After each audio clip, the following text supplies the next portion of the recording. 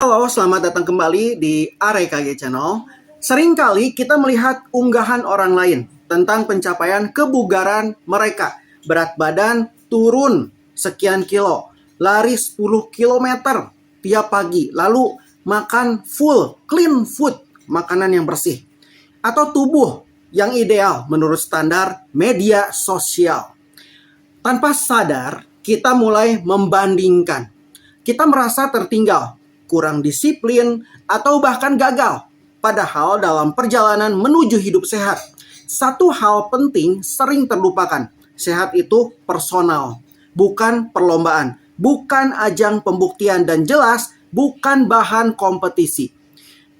Definisi sehat berbeda-beda untuk tiap orang. Kesehatan bukan hanya angka di timbangan atau jumlah kalori yang terbakar. Bagi seseorang dengan riwayat penyakit jantung, berjalan 10 menit setiap hari sudah sebuah prestasi. Nah, bagi seorang ibu menyusui, tidur 6 jam tanpa gangguan adalah kemewahan yang sangat berarti.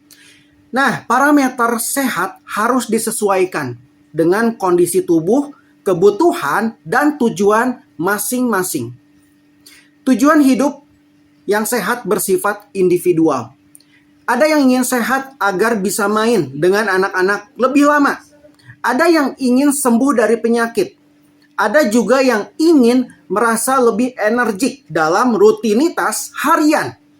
Ketika tujuan berbeda, maka jalannya pun tidak bisa disamakan, memaksakan pola hidup orang lain ke dalam hidup kita. Tanpa mengenali kebutuhan pribadi justru bisa membahayakan. Kompetisi menyebabkan tekanan psikologis. Ketika sehat dijadikan ajang pamer, tekanan untuk lebih unggul justru bisa berdampak buruk bagi mental. Orang bisa memaksakan diet ekstrim, olahraga berlebihan, atau mengkonsumsi suplemen tanpa pengawasan hanya demi terlihat lebih fit di mata orang lain. Itu bukan sehat. Ini kompetisi berbahaya. Media sosial mengaburkan realita. Postingan before, after, lalu reels olahraga yang intens, dan meal prep sempurna. Seringkali hanya menampilkan highlight yang terbaik.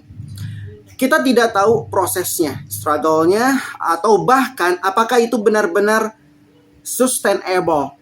Membandingkan diri dengan potongan realita orang lain hanya akan menciptakan ekspektasi palsu. Fokus pada progres pribadi lebih bermakna.